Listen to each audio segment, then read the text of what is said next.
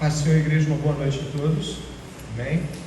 Gostaria de convidá-los a abrir o Salmo de número 2, por favor.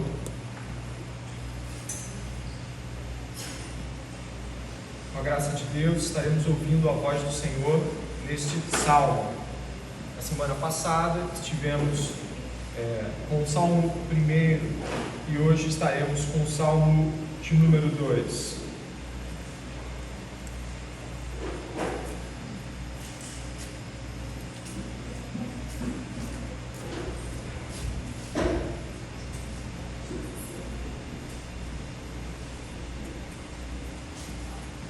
Gostaria que você pudesse, com os seus olhos, acompanhar a leitura e, durante a própria leitura, o seu coração se aquecesse diante da palavra de Deus. Por favor, Salmo de número 2, diz assim a palavra do Senhor: Porque se enfurecem as nações, e os povos imaginam coisas vãs, os reis da terra se levantam, as autoridades conspiram contra o Senhor e contra o seu ungido, dizendo: vamos romper os seus laços e sacudir de nós as suas algemas.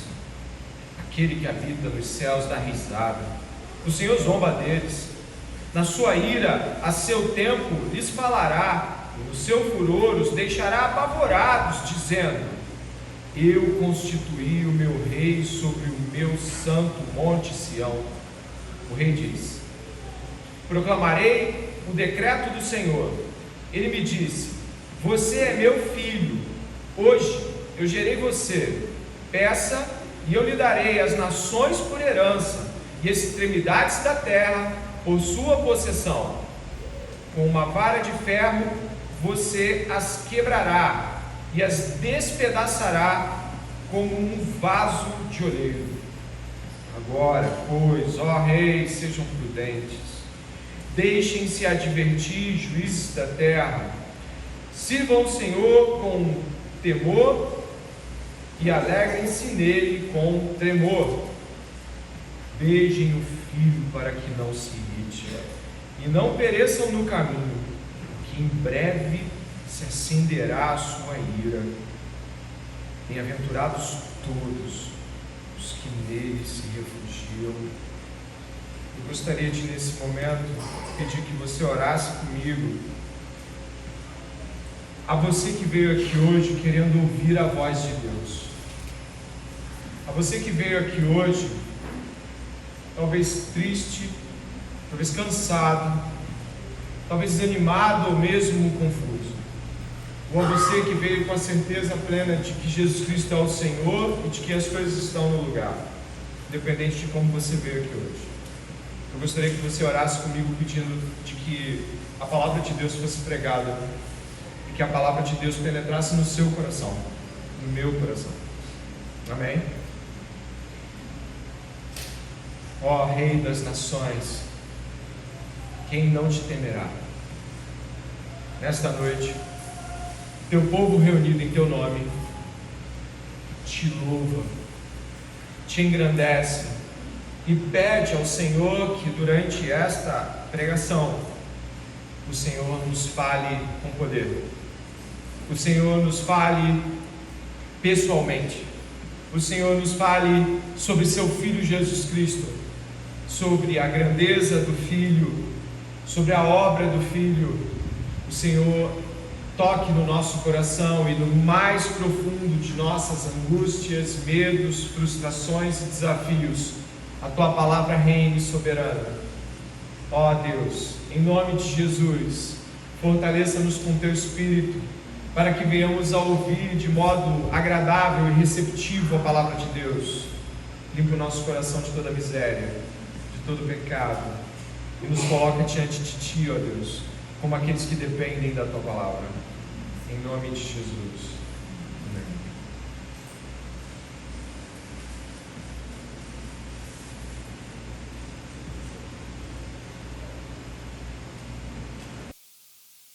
O Salmo de número 2 está intimamente ligado com o Salmo de número 1. Ele foi pregado semana passada e está, talvez em algumas Bíblias, na mesma página. É claro que todos nós que já lemos as Escrituras, ou mesmo você que hoje veio aqui e não tem muita proximidade com a Bíblia, não importa o quanto nós saibamos, a palavra de Deus sempre nos surpreende quando ela começa a responder a si mesma, através de um versículo que aponta para o outro e se liga a outro, e quando você vai ver, a Bíblia está respondendo a si mesma. Infelizmente, a maior parte de nós, ou alguns pelo menos, talvez encontrem no livro de Salmos algo que parece não ter, assim, todas as conexões que deveriam. Eu não sei se você já viu um brinquedo chamado Lego, talvez você já tenha visto. Talvez você já tenha visto que o Lego é aquele brinquedinho de montar e encaixar as peças. Talvez você acredite que o livro de Salmos são 150 peças de Lego e um balde. E aí, você vê que a maior parte delas tem o mesmo tamanho, quando pensa talvez de que uma parte considerada é feita por Davi. Ou talvez você pense em cores. Não, as messiânicas são verdes, as imprecatórias são vermelhas, os salmos de lamento são azuis. Mas ainda assim, não consiga olhar como um todo, como algo que se conecta. Eu gostaria de que você soubesse que o livro de Salmos, ele é um todo, e todas as partes dele conversam umas com as outras, mutuamente se respondem e se comunicam, como é assim a palavra de Deus, porque é a palavra do mesmo Deus. E neste salmo, eu gostaria que você considerasse que ele e o Salmo 1 abrem o saltério dos 150 salmos, trazendo perspectivas que vão estar em todos, ou quase todos os 150 salmos. Esses dois abrem, como semana passada dissemos, os portões de um belo e enorme jardim. O Salmo 1, ele começa a nos dizer, e você pode observar pelo seu olhar aí bem próximo, sobre as bênçãos que estão sobre aqueles que vivem a lei de Deus. Este é o Salmo 1, o bem-aventurado que vive segundo as leis de Deus. Já o Salmo 2 ensina-nos como viver sob as bênçãos do Filho de Deus. O Salmo 1 sobre a lei de Deus. O Salmo 2 sobre as bênçãos do reino do Filho de Deus. O Salmo 1 começa dizendo assim: bem-aventurado. Por favor, olha, bem-aventurado. Achou? O Salmo 2 termina dizendo: bem-aventurado. Percebeu isso? Os dois salmos se unem e trazem perspectivas que, juntas, dirão muitas coisas uma para a outra. Se tivéssemos que encontrar o Salmo 2, poderíamos dizer que ele está ali entre o verso 4, 5 e 6 do Salmo 1. O Salmo 2 abre como se fosse um grande mundo de discussões sobre os perversos, os reis da terra, os ímpios. É assim também no livro de Gênesis. Você já deve ter lido o capítulo 1. E o capítulo 2 parece abrir um espaço no capítulo 1, trazendo falas ainda mais profundas sobre o capítulo 1. É no capítulo 2 que nós vamos estar hoje, ou talvez entre os versos 4, 5 e 6 do Salmo 1. Eu gostaria que você pudesse começar então esta jornada comigo, partindo da pergunta que abre o salmista, onde ele diz assim: por que se enfurecem as nações e os povos imaginam coisas vãs?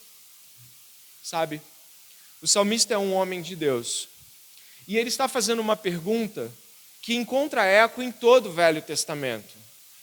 Diz-nos algo como: por que os maus pensam tanto em maldade? Por que os reis da terra e os ímpios poderosos desse mundo parecem querer, de alguma forma, o tempo todo, se lançar contra tudo que é bom? Por que está este caos? Esta pergunta é compartilhada com muitos. Nós encontramos Abacuque vendo o mal ao seu redor, perguntando: até quando, Senhor? O salmista, ou os salmistas, muitas vezes questionam, esperando em Deus até quando? Por quê? Deus, escuta. Este salmista aqui, ele está perguntando, porque o reino da maldade parece não parar nas suas cogitações do mal? Talvez nós tenhamos essas perguntas também, e em momentos distintos da vida. Muitas vezes nós estamos, como houve aqui a explicação da oração, nossa, pregamos o Evangelho, muitos pregam o Evangelho durante muito tempo e o mundo inteiro existem pregadores do Evangelho, mas parece que a expansão islâmica é um mal que prospera de uma maneira avassaladora. Parece em alguns lugares que prospera muito mais do que a pregação do Evangelho. Quando nós oramos para as aparentes derrotas, nas nossas pregações pessoais, no nosso pessoalmente com as pessoas, onde a gente proclama a verdade e parece que poucos recebem a verdade, parece que a cogitação do mal se mantém muito mais ativa do que a recepção pelo bem. E por que não dizer até mesmo dentro da própria casa? Por que não dizer entre os parentes, na tentativa de proclamar o Evangelho para tios, tias, pais, mães, filhos, a fúria, o ódio e o caos que muitos deles derramam sobre nossas palavras de clamor para que vivam. Talvez você ainda possa dizer, em momentos de muita angústia, depois de dias difíceis, ah, Deus, acaba logo com isso. Parece que o mundo não vai dar jeito. Parece que, somada a minha angústia, minha dor, minhas dificuldades, nossas dificuldades, ainda tem a resistência implacável à pregação do Evangelho. E não é verdade? Sim, a pergunta do salmista é por que o mundo está em caos e guerra, fúria e vaidade? Por quê? Se você puder caminhar comigo, a pergunta não é respondida rapidamente. O salmista vai conduzir-nos, inspirado pelo Espírito Santo, a uma resposta mais prolongada sobre isso. Ele vai continuar, e o até quando, ou porquê, ou como, não é respondido com por isso, aquilo, ou aquilo outro. Não. Portanto, durante estes 40 minutos que vão se seguir, repare na resposta de Deus quanto ao avanço aparente do mal. Verso 2 diz: os reis da terra se levantam, e as autoridades conspiram contra o Senhor e o seu ungido, dizendo, e a igreja pode ler o verso 3 em voz alta: vamos romper os seus laços e sacudir de nós as suas algemas. O verso de número 2 diz assim: os reis da terra se levantam e as autoridades conspiram. Esta palavra conspiram também está no Salmo 1. Ela está precisamente no verso de número 2 do Salmo 1, onde está escrito assim: e na sua lei medita de dia e de noite. A mesma palavra em hebraico é usada no conspirar e no meditar. Os ímpios meditam, conspiram dia e noite sobre o mal que vão fazer. Enquanto os homens e mulheres de Deus estão meditando sobre a lei de Deus, aqueles que são da impiedade e do mal estão meditando igualmente sobre o mal que vão fazer de dia e de noite. Pouco antes de Deus enviar o enunciado do dilúvio sobre a terra a Noé, ele diz que o pensamento do homem é mau continuamente. Se você puder seguir, vai perceber que enquanto os justos estão plantados junto a um ribeiro de águas, os ímpios estão em uma congregação maligna projetando a destruição de todo o bem que encontrarem. Mas dê uma olhada nos paralelos muito profundos que nós vamos encontrar agora. Os ímpios dizem, os reis da terra, as autoridades dizem que vão contra o Senhor, verso 2, e o seu ungido, e eles têm uma proclamação para fazer, e é esta: vamos romper os laços e sacudir de nós as suas algemas. Na meditação dos ímpios, aquilo que no Salmo 1 é a lei do Senhor e o plantio de Deus, da proximidade com Deus, no Salmo 2, vira algema. Para aqueles que são salvos, a lei de Deus é o seu prazer. Para aqueles que odeiam Deus e o seu ungido, a lei de Deus são algemas. Para aqueles que amam a Deus, a presença de Deus tê-lo plantado junto ao ribeiro de águas. Para os ímpios, vamos romper esses laços que nos aprisionam. Aqueles que amam a Deus têm o seu prazer na lei do Senhor. Aqueles que não amam a Deus se veem como escravos do obedecer.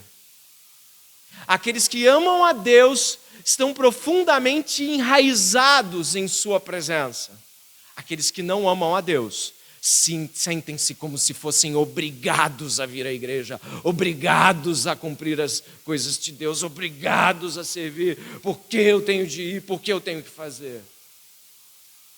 Então, um contraste muito profundo aqui nos coloca uma dimensão imediata de reflexão que não pode deixar de ser feita. A lei de Deus, o sim, o não, o faça de Deus, é algema aos teus ouvidos quando ouve, ou é prazer?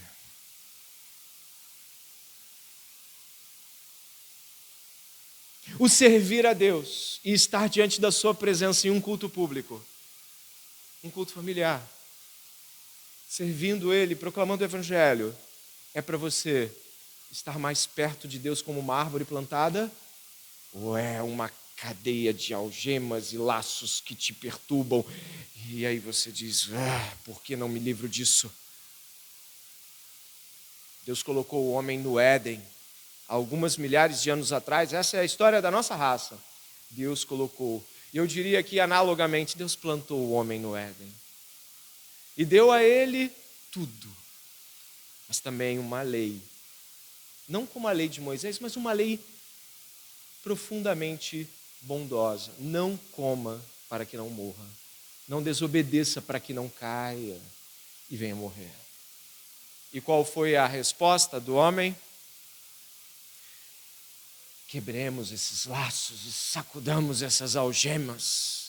E aí o que nós encontramos é que a história humana inteira, depois do Éden, passa a ser só uma. A raça completamente voltada contra Deus, quebrando os laços da presença de Deus, fugindo de sua presença, rejeitando sua lei, como se fossem algemas. Algemas que os tornam escravos, algemas que cessionam seu prazer. Enquanto o salmista diz que tem prazer na lei, aqueles que não amam a Deus acham que ela é uma algema que lhes impede o prazer. Aqui está a franca oposição que vai acontecer até o fim dos tempos. Enquanto os do Senhor têm prazer na sua lei e proclamam a sua lei, aqueles que amam o mal e odeiam a Deus continuarão buscando quebrar todas essas possibilidades que têm de estar perto de Deus ou de sua lei.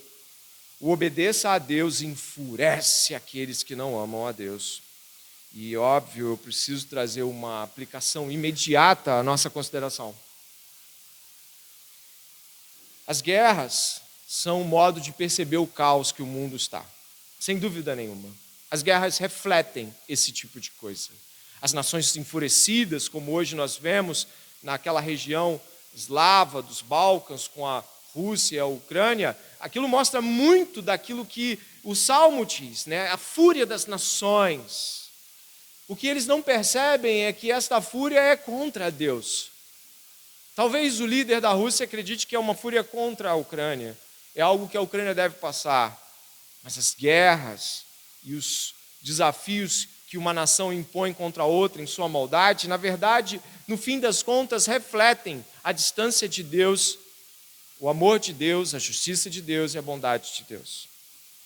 Mas eu não quero começar por guerras. Eu não quero aplicar isso inicialmente naquelas leis que você encontra o Congresso aprovando ao redor do mundo, os parlamentos sobre o aborto, as leis LGBTistas, que também são contra Deus e o seu ungido. Eu quero pensar em nós e dizer que o primeiro lugar onde esta guerra é travada é no nosso coração, no seu coração. É quando eu e você estamos pensando por que devemos cumprir a lei de Deus. É quando eu e você estamos diante daquela fala que é terrível, mas que já saiu da nossa boca talvez, se eu não fosse crente. Ou talvez aquele pensamento do coração de que, puxa vida, se eu não fosse cristão e fizesse isso, ninguém lá fora ia ligar. Talvez aplaudiriam. É quando talvez você, tão perturbado, angustiado, de modo legítimo até, procura um psicólogo, mas ele é ímpio. Um professor da sua faculdade ou escola para se aconselhar, mas ele é ímpio. Talvez um parente com que você julgue que vai trazer um consolo, né, uma palavra, um amigo. Mas ele não conhece a lei de Deus e ele diz para você, sabe qual é o seu problema? Você está amarrado nisso. Sacuda! Quebre estas algemas religiosas. Quebre tudo. E você vai ver como esta liberdade vai ser muito mais fácil para lidar com todas essas coisas. Sacuda, quebre as algemas. Liberte-se desta lei que te oprime. Sim, começa no nosso coração esta guerra. No meu e no seu essa noite. E já foi uma guerra travada muitas vezes por muitos de nós, onde o primeiro lugar que nós encontramos para falar sobre sacudir os laços e quebrar as algemas é dentro do nosso coração. E então, como Deus vê isso? Como Deus vê isso? O verso de número 4 diz assim: aquele que habita nos céus dá risada. O Senhor zomba deles. Sua ira, a seu tempo, lhes falará e no seu furor os deixará apavorados, dizendo, eu constituí o meu rei sobre o meu santo monte Sião. Deus olha dos céus e ri. E essa risada de Deus é algo tal como se a fúria mais terrível dos maiores exércitos, ou a raiva pessoal mais desesperada de qualquer um aqui, ou qualquer pessoa do mundo, se levantando contra tudo que se chama Deus, e poderia assustar alguns de nós, os exércitos, ou a fúria pessoal de alguém, fosse diante do olhar de Deus não é possível que você acredite que isso de fato é algo com o qual eu devo temer. Deus olharia certamente para nós e, parafraseando muitos profetas, como Isaías, diria, você governa porque eu governo. Você manda porque eu mando. Você está tomando esta atitude porque eu estou deixando que tome, porque se eu puxá-la, você retrocede. Você está nas minhas mãos. Daniel, capítulo 2, verso 19 ao 21, Daniel, em sua oração, após revelado o sonho de Nabucodonosor, diz, bendito seja o nome de Deus, de eternidade a eternidade, porque dele é a sabedoria e o poder. É ele quem muda o tempo e as estações, remove reis e estabelece reis. A audácia do homem é olhada por Deus e o nosso cetro de poder é visto como um graveto nas mãos do cetro de ferro do Senhor. Imagine que o Senhor é aquele que diz, até mesmo em Provérbios capítulo 16, verso 4, de que o Senhor faz tudo com um propósito, e até os ímpios para o dia do castigo. Aqueles que acreditam que estão se levantando contra Deus serão aqueles que, inclusive, farão do propósito de Deus, da justiça contra o pecado, uma sentença cumprida. Ou você glorificará a Deus vivendo como Paulo ou Pedro, ou você glorificará a Deus como Judas Iscariotes, que ainda assim cumpriu a vontade daquilo que era determinado. não estaremos fora dos contornos do rei, ainda que nos levantemos contra ele. Por isso, quando nós estamos pensando sobre nossa justiça própria e nosso desejo de sacudir as algemas e quebrar tudo e dizer quem manda aqui sou eu, devemos nos lembrar de quando Jó, tentado a pensar de que ele não merecia nada do que estava passando, chamou Deus por um momento de discussão e Deus apareceu. E depois que o Senhor aparece para Jó e esmaga a justiça própria dele, ele diz: então Jó respondeu ao Senhor e disse: bem sei que tudo podes, e nenhum dos teus planos pode ser frustrado. E é assim também que Moisés escreve em Deuteronômio, capítulo 32, verso 39. Veja agora que eu o sou, e mais nenhum Deus há além de mim. Eu mato, eu faço viver, eu firo e eu saro, e ninguém há que escape da minha mão. E Deus ri deles, e ri de todo aquele que se levanta contra o seu ungido. E como Deus responde a isso? Além de rir, o que dá um senso de ridículo à sua tentativa de se levantar contra o meu poder, Deus diz como responderá a isso. Verso de número 5. A sua ira, a seu tempo, lhes falará, e no seu furor os deixará apavorados, dizendo: eu constituí o meu rei sobre o meu santo monte Sião. O rei diz: proclamarei o decreto do Senhor. Ele me disse: você é meu filho, hoje eu gerei você. Peça e eu lhe darei as nações por herança, as extremidades da terra por sua possessão. Com uma vara de ferro você as quebrará e as despedaçará como um vaso de oleiro. Como ele responde os que afrontam? Lançando sobre os homens um rei tão poderoso que despedaçará tudo que encontra pela frente e se auto-intitula Deus e governo. Um rei tão poderoso que desfará toda e qualquer maldade ou impiedade dos homens que se levantam contra ele. Deus enviará um rei, a qual ele chama aqui no verso de número 2, parte B, de ungido, ou seja, o seu escolhido. Nós entendemos que a palavra de Deus responde a essas realidades. E eu gostaria que você pudesse entender que este rei colocado sobre o Monte Sião é colocado diante de nós como uma resposta muito clara pelos apóstolos. Houve um momento em que os apóstolos foram presos, em particular Pedro e João. Eles foram presos pela cura de um homem e eles fizeram essa cura em nome de Jesus. Assim que foram açoitados, bateram bastante nos apóstolos e disseram: não queremos mais que vocês proclamem esse nome, não preguem mais sobre esse nome.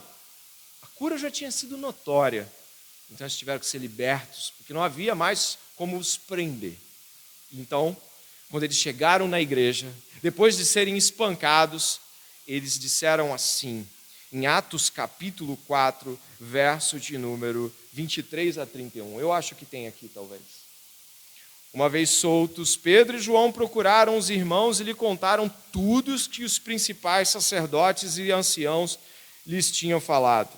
Ouvindo isto, unânimes, levantaram a voz a Deus e disseram: tu, soberano Senhor, fizeste o céu, a terra, o mar e tudo o que neles há.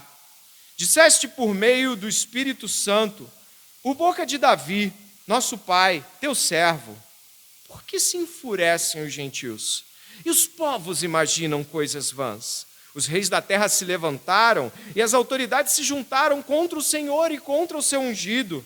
Porque, de fato, aí ele comenta, nesta cidade, Herodes e Pôncio Pilatos, com gentios e gente de Israel, se juntaram contra o teu santo servo Jesus, a quem ungiste, para fazerem tudo o que a tua mão e o teu propósito predeterminaram. Agora, Senhor, olha para as ameaças dele e concede aos teus servos que anunciem a tua palavra com toda a ousadia, enquanto estendes a tua mão para fazer curas, sinais e prodígios por meio do nome do teu santo servo Jesus. Tendo eles orado, tremeu o lugar onde estavam reunidos. Todos ficaram cheios do Espírito Santo e com ousadia anunciavam a palavra de Deus. Existem duas coisas importantes na citação aqui. A primeira você já viu, o Salmo 2 está lá. É isso que Pedro fala, o Salmo 2 está lá. Olha, este ungido é Jesus. Mas uma parte importante do texto foi a citação dos nomes que se levantaram contra o ungido. Ele citou Herodes, ele citou Pôncio Pilatos, ele citou a cidade, ele citou os gentios e gente de Israel, os poderosos e as autoridades da terra, e inclusive aqueles que ele queria salvar. Todos, tudo e todos se levantou contra o ungido e ele abateu a todos. Nenhum deles prevaleceu.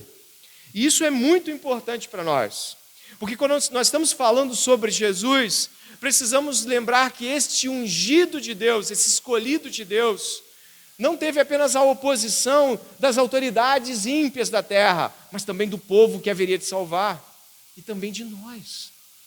É assim que o apóstolo Paulo diz em Colossenses capítulo 1, de que nós éramos inimigos de Deus contra o entendimento. Inimigos, cada um de nós. E enquanto nós não nos vermos como aqueles que foram inimigos, olha, eu duvido que talvez você seja de fato hoje um amigo do ungido.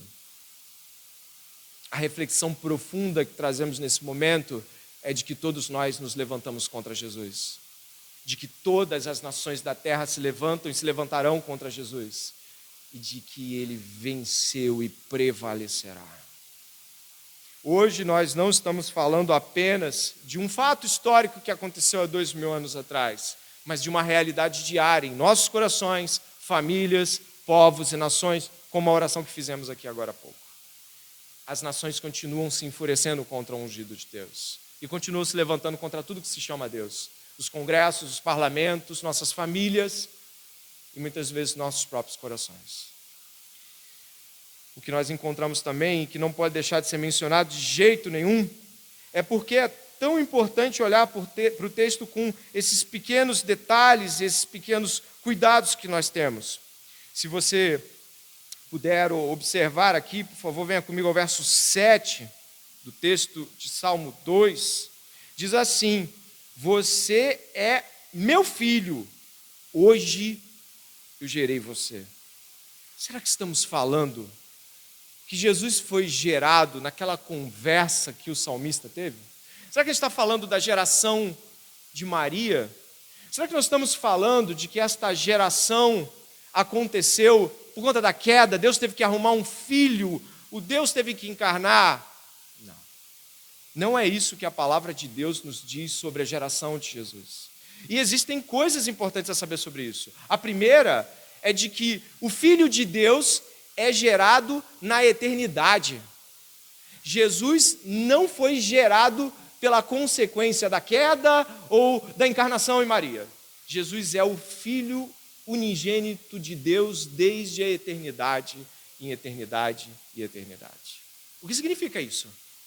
Significa que quando estamos falando sobre o plano de Jesus vir até aqui e ir na nossa direção e ser rei, esta proclamação não aconteceu ali, mas antes da fundação do mundo, antes de todas as coisas. O Pai olhou para o Filho e disse: eu te gerei, pede-me e te darei as nações por herança. Antes que houvesse reis na terra, antes que houvesse homens na terra, antes que houvesse queda, no conselho do Pai com o Filho, diante do Espírito Santo, Jesus é o nosso rei. Ele é o nosso rei. O Messias ungido não veio como o plano B de Deus. Ele sempre, desde a eternidade, é o nosso rei e viria a encarnar para se revelar tal como na eternidade foi concebido. E quando estamos diante dessa realidade, precisamos olhar para os textos bíblicos. Olha o que Miqueias fala sobre o ungido que nasceria em Belém Efratá. E você, Belém Efratá, que é pequena demais para figurar como o grupo de milhares de Judá, De você me sairá aquele que há de reinar em Israel. Percebe o final? E cujas origens são desde os tempos antigos, desde os dias da eternidade. Olha de onde veio o reinado dele. Hebreus capítulo 1, versos 5 a 8. Porque a qual dos anjos disse: jamais, tu és meu filho, hoje te gerei? E outra vez, eu lhe serei por pai, e ele me será por filho. E outra vez, quando introduz no mundo o primogênito, diz: e todos os anjos de Deus o adorem. E quanto aos anjos, diz: faz dos seus anjos espíritos e de seus ministros labareda de fogo. Mas do filho diz: ó Deus, o teu trono subsiste pelos séculos dos séculos. Cetro de equidade é o cetro do teu reino. Desde quando ele é proclamado ou anunciado como viria a ser rei? Desde a eternidade, tu és Senhor. Isso indica que nossos fugazes planos pessoais de domínio terreno e nossas tentativas e arranjos pessoais de viver a vida como bem entendemos são palha que o vento espalha. Não são nada. E Deus ri de nossas tentativas contra Deus. Porque desde a eternidade, o plano de Deus já está estabelecido. Jesus, o Rei dos homens. Quando nós olhamos a continuidade do verso 8, 9, nós vamos vendo ali que existe dentro do edito de proclamação, assim: peça e eu lhe darei as nações por herança, e as extremidades da terra por sua possessão. Com uma vara de ferro você as quebrarás e as despedaçarás como um vaso de oleiro. A fragilidade do querer humano. Um vaso nas mãos do oleiro é algo frágil. No menor momento onde o oleiro faz assim com o dedo, o vaso se quebra todo. Ele se despedaça e se esmigalha todo. Esta é a fragilidade dos mais poderosos. Esta é a fragilidade da nossa tentativa fugaz de nos levantar contra o ungido de Deus. Quando estamos olhando para estas coisas, vemos que Jesus corresponde a toda esta realidade. Ele é ungido.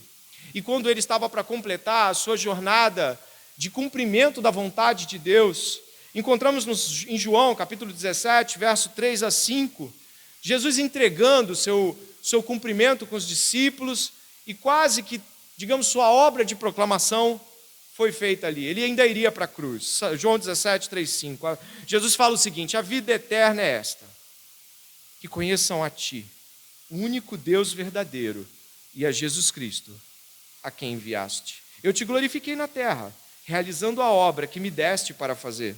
E agora, ó Pai, glorifica-me contigo mesmo, com a glória que tive junto de Ti, antes que houvesse mundo. Repare agora no verso 2, por favor, do Salmo. Eles se levantam contra o Senhor e contra o seu ungido. E Jesus diz que ele veio para que os homens conhecessem a Pai como o único Deus verdadeiro e a Jesus Cristo, o seu ungido. Logo, Jesus proclama o edito real aqui. Ele vai adiante disso.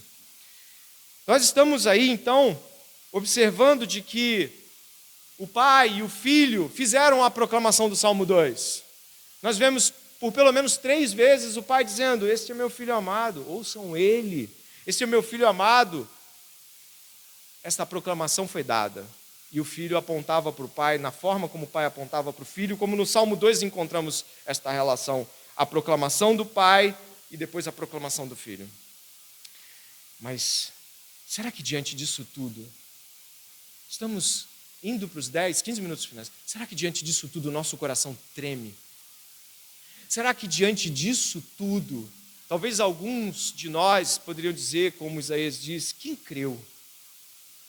Quem creu na nossa pregação? E a quem, nesta noite, na Igreja Batista do Discipulado, foi proclamado o braço forte do Senhor?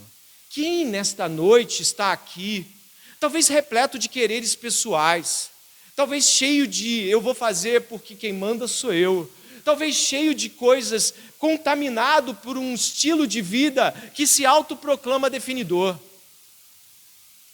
Quem ouviu que o Senhor reina esta noite? Quem dentre os visitantes, os membros da igreja, pastor, lideranças, ouviu o que estava dizendo? Sabe, quando o salmista se deu conta disso tudo, ele termina o Salmo 2 apelando. Você sabe o que é um apelo? É quando de modo desesperado, eu poderia dizer, ou cheio de esperança, mas de modo intenso, alguém sacode você.